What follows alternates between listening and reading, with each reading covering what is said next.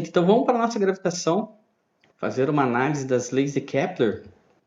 Mas antes aqui, ó, só um aparato para nos localizarmos historicamente o que aconteceu de revolução. Lógico que aqui só está um resumo, né, do histórico dessa análise do sistema solar feito por nós ao longo dos anos, né? Então lá no século II, quando Cláudio Ptolomeu escreveu a obra Almagesto, ele tomou como base a concepção do mundo aristotélico. O que ele considerava esse mundo aristotélico?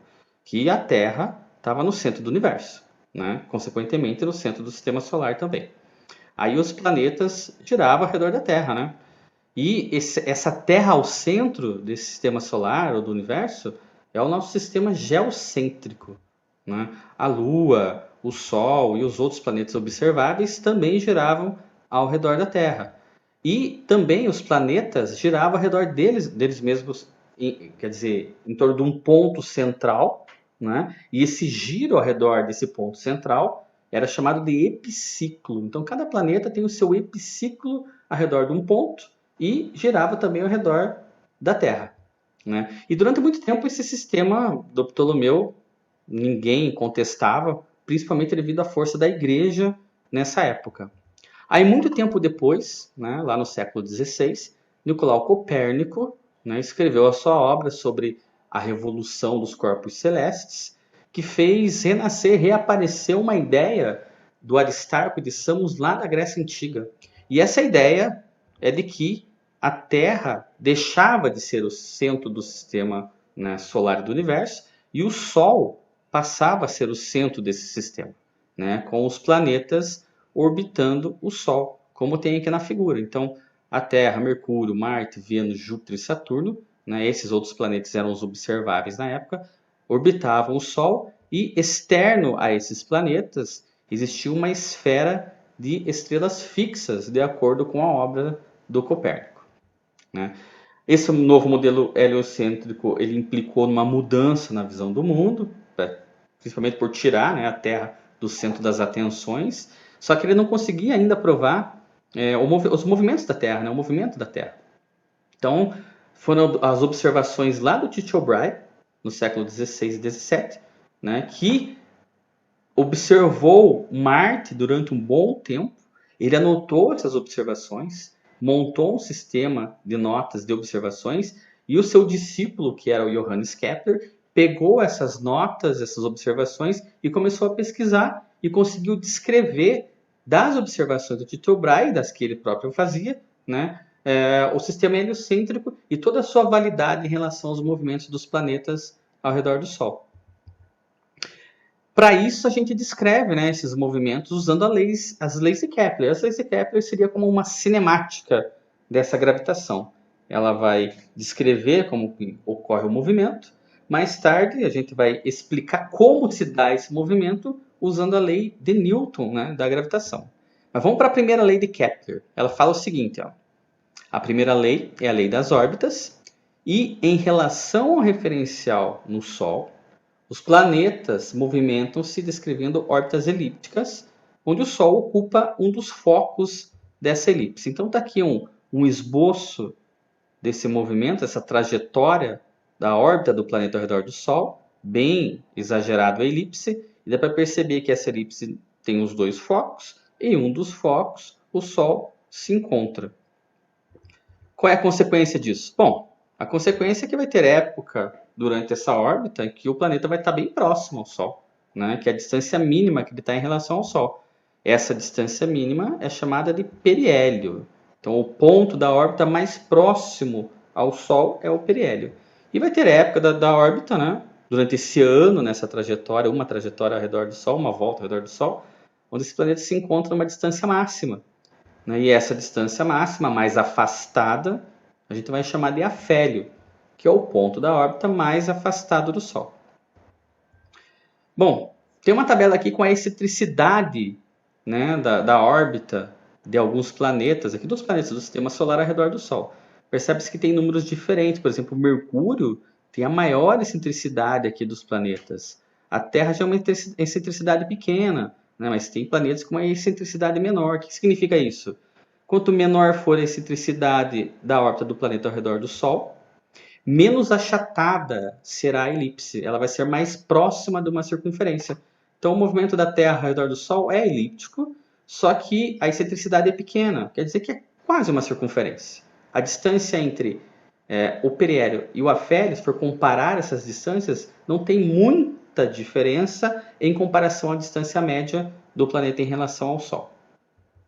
Segunda lei de Kepler é a lei das áreas. Ele fala que o segmento imaginário que une o Sol ao centro do planeta, que é o raio vetor, ele vai varrer áreas proporcionais ao intervalo de tempo dos percursos que ele vai percorrer.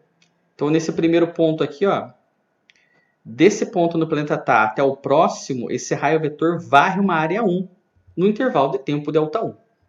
Aqui nesse outro lado, aqui bem afastado, lá no afélio, ele vai varrer uma área A2 no intervalo de tempo Δ2, Δt2.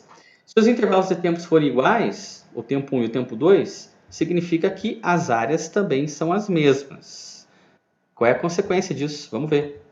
A consequência é o seguinte, olha só. Voltando, ó, no periélio, ele vai varrer uma área 1 no intervalo de tempo Δ1 e ele percorre uma distância Δs1. No afélio, ele varre uma área 2 no intervalo de tempo Δ2 e percorre um deslocamento Δs2. Né? Dá para perceber uma diferença entre o deslocamento Δs1 e o Δs2.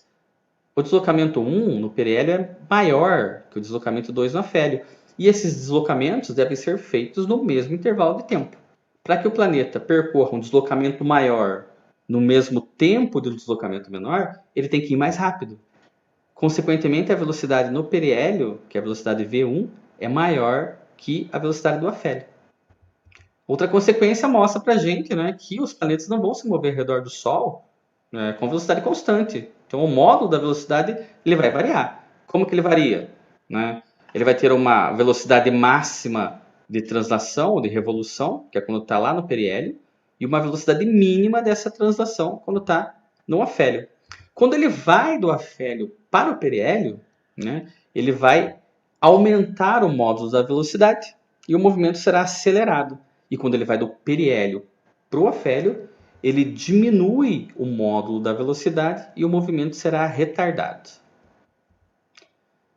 E a terceira lei de Kepler é a lei dos períodos. Ele fala que o quadrado do período de revolução, a gente vai chamar de T, esse período de revolução, de cada planeta ao redor do Sol é diretamente proporcional ao cubo da distância média, né, desse planeta ao redor do Sol.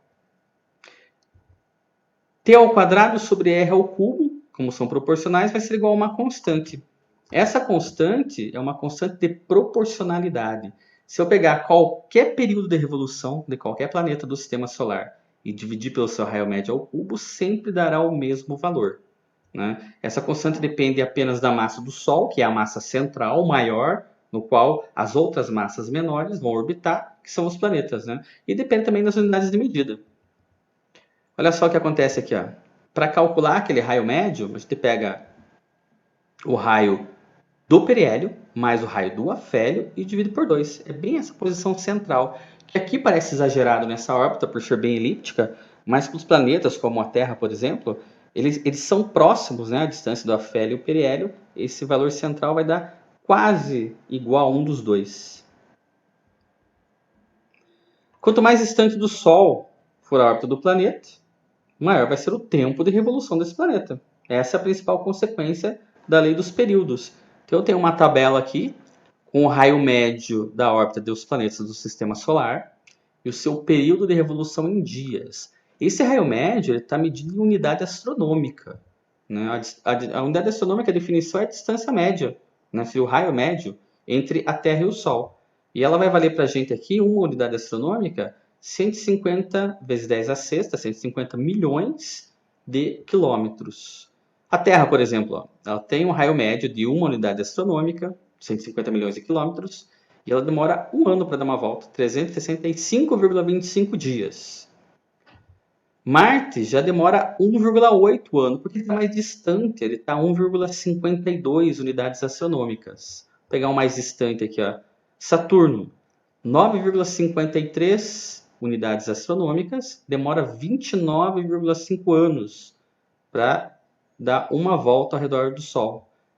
Netuno, que está bem afastado, a 30 unidades astronômicas, demora 165 anos para dar uma volta ao redor do Sol. Quanto mais afastado, né, tiver o planeta do Sol, maior o período de translação.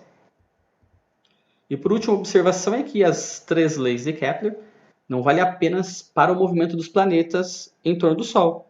Ela vai ser válida para qualquer corpo que gravite ou tenha uma órbita ao redor de um corpo cuja massa seja bem maior. Que é o que acontece, por exemplo, tanto no satélite natural nosso, que é a Lua, como nos satélites artificiais que se movem ao redor da Terra. Essas 3 leis de Kepler também descrevem o movimento desses satélites artificiais ao redor da Terra. Tá certo, gente? Valeu!